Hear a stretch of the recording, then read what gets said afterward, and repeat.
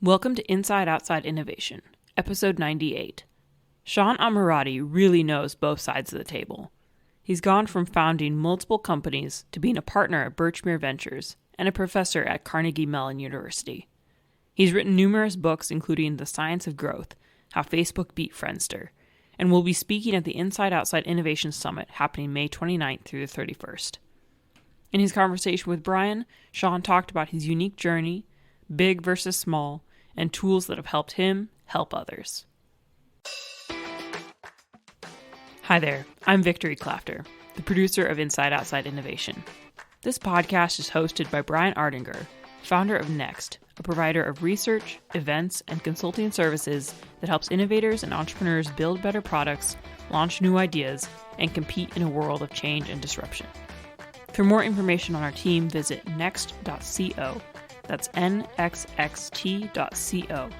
And for info on the upcoming IO Innovation Summit, May 29th through 31st here in Lincoln, Nebraska, visit theiosummit.com.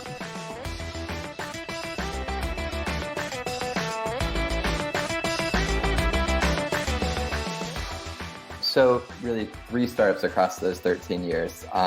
Right before that, I was a grad student at Carnegie Mellon, actually, and my then advisor likes to give me a hard time that I walked into his office and confidently told him I was dropping out of grad school because I was confident in one thing and one thing only, and that was that I did not want to become a professor when I grew up. And obviously, ironically, about a dozen years later, was back teaching at Carnegie Mellon. But left CMU in the middle of grad school to do my first startup and did 3 of those.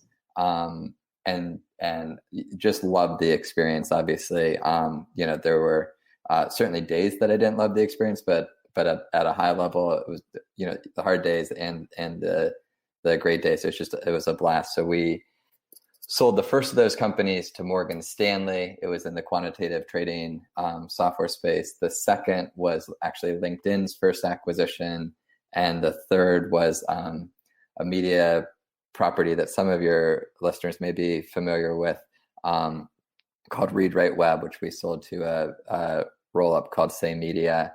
Right as we were selling Read Write to Say, about a year before that, I had actually gone back as adjunct faculty at Carnegie Mellon and started teaching. And the real thing that kind of got me on the journey that you're talking about today is that I had sort of at that point felt like the only thing I could do and wanted to do, frankly, was start companies. But the year or so that I was adjunct faculty, just teaching a night class at CMU, I really started to realize that as much fun as starting companies and building new products and services was, helping other people do that was right. Even more fun. And so the last 6 years, really, I look at all the different things you described as just different formats for helping people create new products and services, build companies, innovation, all that kind of stuff. It's an amazing journey. And again, I find that in an innovation space, there's a lot of folks kind of with your background that have tried a lot of different things and have been on both sides of the table in a lot of different respects. So let's talk a little bit about, you've got a new book that recently came out called The Science of Growth. And you basically took a look at the differences of why startups either kind of scale or don't scale in the same area. So, you compared, I believe 20 different companies, Facebook versus Friendster and that. And so talk a little bit about that particular book. What was the process? What did you learn? And what can the audience kind of take from it? Yeah. So, like any innovation, right? Your customers are often the greatest source of insights. And so the first course I was teaching at Carnegie Mellon was a course called Lean Entrepreneurship, which is basically a takeoff on the Lean startup methodology, and had grad students from across campus. And I had a student at the end of that course challenge me that as much as he enjoyed the class, one of his real challenges was he wasn't trying to figure out how to go join a startup right at that point and go from idea to product market fit. He was really evaluating, a number of different Series A, Series B finance companies and trying to think about which one to go work for and how he could most effectively support them.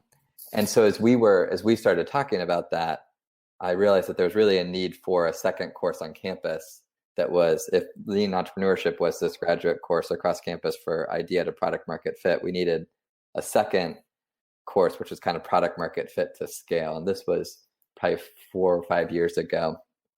And so started doing independent studies with students, looking at some of the cases that you talked about, Facebook versus Friendster, Tesla versus Fisker, and looked at, were there common patterns across those different companies. That turned into a course on campus, which has become very popular. And then, as often happens in academia, that caught the attention of an agent and ultimately a publisher. And so that book kind of translated the course into a book. And from my perspective, what we're really trying to do there is, obviously, give people the framework that we ended up kind of discovering as a group of students and myself, which tries to break down the process from product market fit to scale into 3 distinct phases, and give different techniques and processes that entrepreneurs can look at in each of those 3 steps that they might go through as they try to scale out their innovation. So what's kind of changed in the last 5, 6, 7 years? You've been in the space for a while, and that 5 or 6 years ago when I started Startup Accelerator here in Nebraska, quite frankly, there weren't, just even understanding what lean startup was, there weren't a lot of mentors. Right. There weren't a lot of folks kind of applying that. Now it seems to be fairly common, even when we work with more corporations, they're at least familiar with some of the terms and the kind of the basic methodology around it. What do you think has changed that has kind of caused that rapid adoption of those particular techniques, and where do you see it going in the future? Yeah, totally. So I think there's 2 things wrapped up in that. Like, one, I think part of what Eric and the whole lean startup methodology has done is it's given us vocabulary for things that entrepreneurs have done for a long time. I did a project with 2 other professors at CMU, Dave Mawhinney and Bob Blattberg, where we actually looked at about 200 different universities' entrepreneurship program, really looking at this question of, like, how do you teach entrepreneurship, and can you teach entrepreneurship even?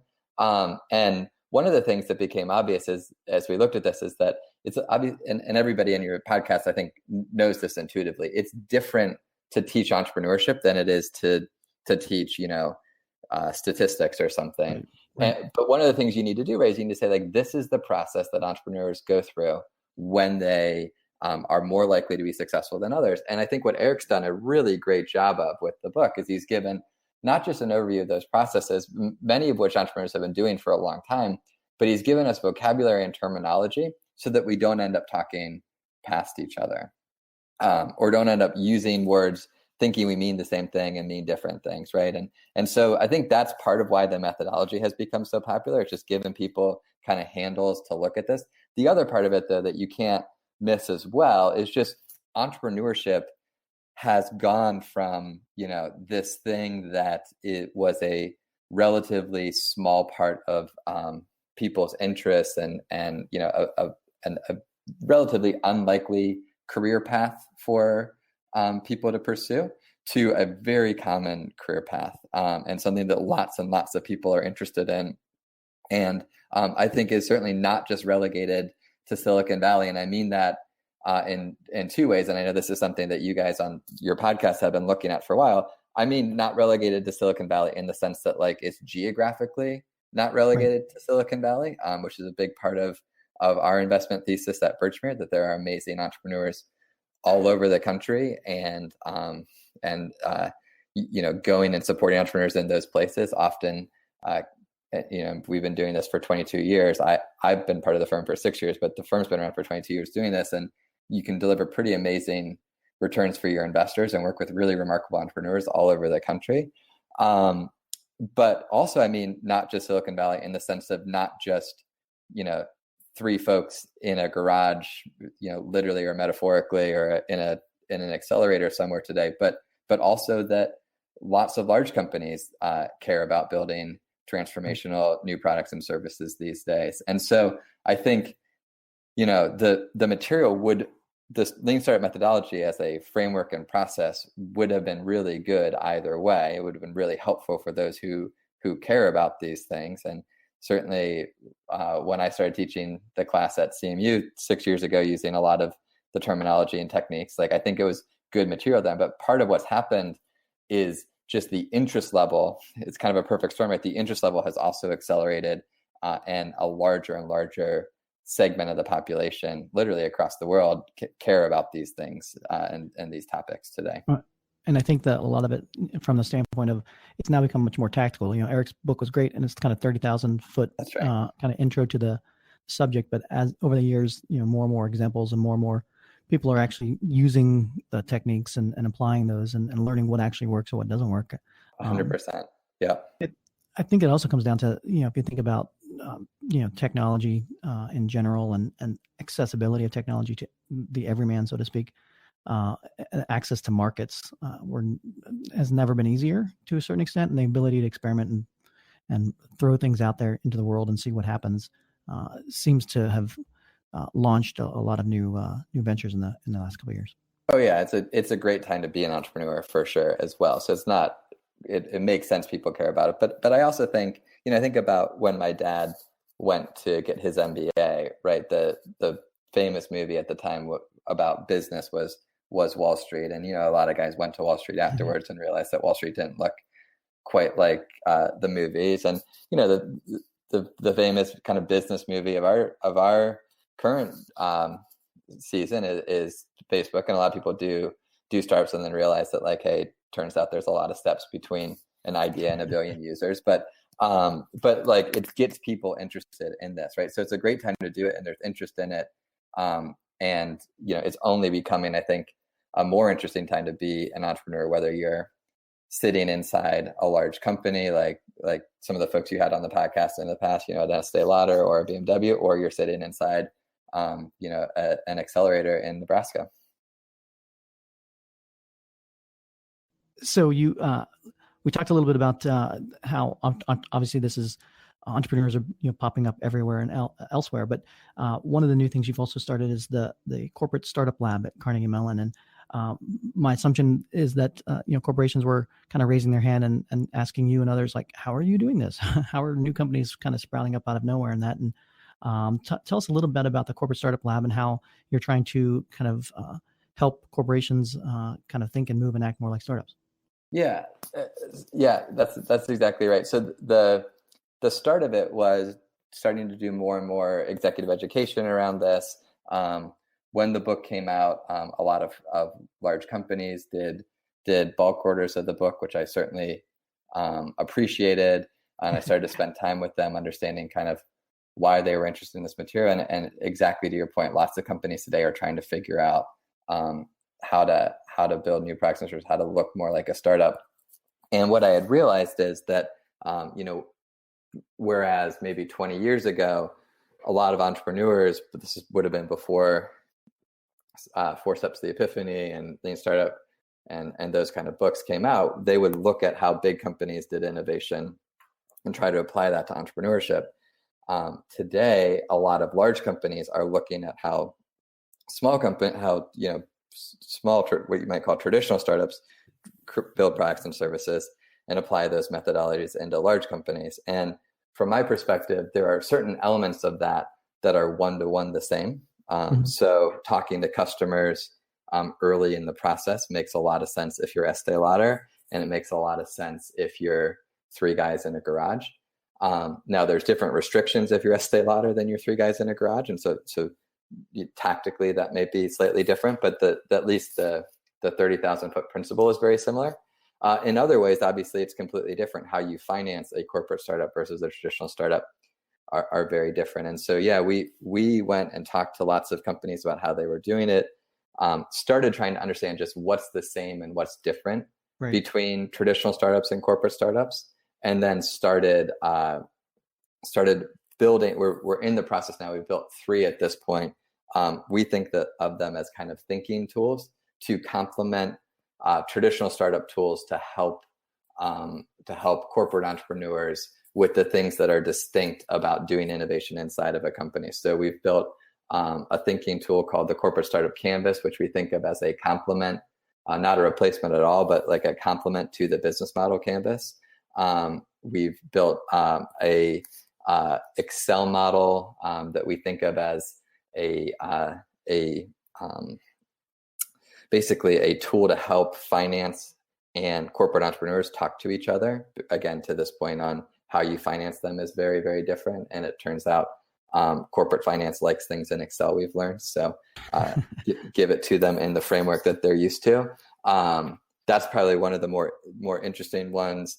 One of the things I think that's caused companies to systematically underinvest in innovation is this reliant on using finance techniques that are meant to estimate much more evenly distributed investment outcomes to things that have, by definition, entrepreneurship innovation, it has by definition a not even distribution of likely outcomes. And so the most obvious example of this that those of listeners of your podcast who spend a lot of time in corporate entrepreneurship settings will quickly jump to is going through the exercise with finance on building a net present value of the idea that you have on the back of a napkin, which is can't measure the same things when you don't have a product or a customer segment at the very beginning.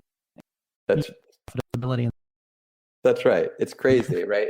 And what it does is it gives you a precise number that the only thing you know about that number is that it's precisely wrong, right? And so that that doesn't make sense, but it's a technique, to be fair, that corporate finance is comfortable with and they use for a lot of their other projects. The problem is the math is wrong because the math assumes the average outcome. And so, if I were to say to you, what's the average temperature people like tea, right? The answer would be room temperature, because lots of people like iced tea and lots of people like hot tea, but almost nobody drinks room temperature tea, right? They're just because you can precisely come up with an answer doesn't mean that's a helpful answer at all. And so and all these tools are free, by the way, at the Carnegie Mellon Corporate Startup Lab website. So there's truly not a commercial, but the idea behind this model is, instead of using net present value to estimate innovation, why don't we use other techniques that finance is also comfortable with? And in this case, have become pretty convinced that using Black-Scholes and option theory to price innovation at the beginning ends up being the right way to at least think it through. And so we have this tool that helps corporate entrepreneurs and finance people do that. So it's those kind of things that sort of you can think of as similar to what the business model canvas and different techniques that have become extremely popular inside accelerators and early in the ideation process for traditional startups have been built to be helpful. Some of those work one for one, and we try to point people to those where we think they work just the same as before, and then where it's different, we try to point them to things that may help them, because I think the world needs more people doing entrepreneurial things, right? And that doesn't just mean more people doing 3 or 4 person de novo startups inside of an accelerator, although I think that's an amazing thing to do, and I love my time doing it. Some people, it means being more entrepreneurial inside of BMW and Estee Lauder, that many of the guests that you've had on your podcast before, Brian. Yeah, absolutely. And I think it's going to be, even if you think about the changing workplace and things along those lines, I think the general person may not be a quote unquote founder of a large enterprise in that, but they can still use some of the entrepreneurial tools, and they're going to have to think and move more like an entrepreneur, I think, in the future, just because of the change in the pace of disruption and things that's going on. 100%. I mean, the definition I use for entrepreneur in my book and all my classes everywhere is that entrepreneurs look out into the world.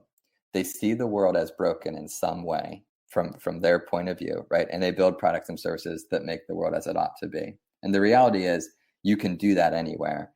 And to your point, as many of the routine cognitive tasks in the world get automated away with, big data, algorithms, all that kind of stuff, like it's that activity that's essential for people to do, whether no matter sort of who is sending them a paycheck, whether they're a founder or work for a large company. And it's been a lot of fun over the last year or so at the Corporate Startup Lab to really understand more these other types of entrepreneurs that frankly, and up till this point, my experience with them has been more kind of customer partner type relationship. It's been fun to actually get in and spend time with them and try to help them actually build out this capability within their companies. Absolutely. So you are coming out to the Inside Outside Innovation Summit here in a few weeks. This episode will probably come out right before that. Anything you'd like to preview or kind of give the audience another reason to come out to the conference? I mean, I'm looking forward to it, honestly, as much to attend as to speak. It looks like just an incredible event. So I don't know they need more reasons to come, but I would say look at the agenda, and if you ignore my session, there looks like just tons of stuff I can't wait to learn from. What I'm going to try to talk about is some of the stuff that we've been doing at the Corporate Startup Lab and tied into some of the stuff I've been doing at Birchmere as well. I love this mission of t-shirts and ties in a room together. Right? I think magic happens when you have lots of different innovators from lots of different perspectives in the room together. And so, from my perspective, talking about how to really maximize your return on innovation investments will end up hopefully being good fodder for the conversation. But one of the things I've learned about events like this is, hopefully the content is that it's good fodder for conversation and things and things of that nature. But the truth is, you can get content lots of different places. It's right. The things that happen in the hallways, it's things that happen after the presentations and how different people build on these themes that end up becoming just kind of magical. And it just the folks you've pulled together look incredible. So hopefully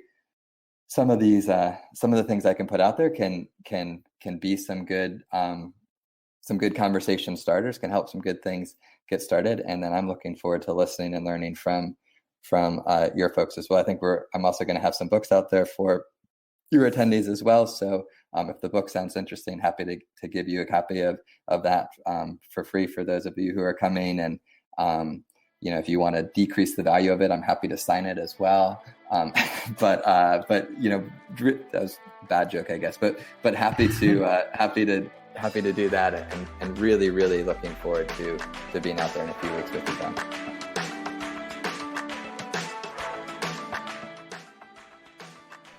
That wraps up another episode of Inside Outside Innovation. Thanks for listening. To hear more from Sean, register for your tickets today for the IO Innovation Summit, May 29th through 31st here in Lincoln, Nebraska. Give us a shout while you're signing up at the IO podcast, or leave us a review on iTunes. Until next time, go out and innovate.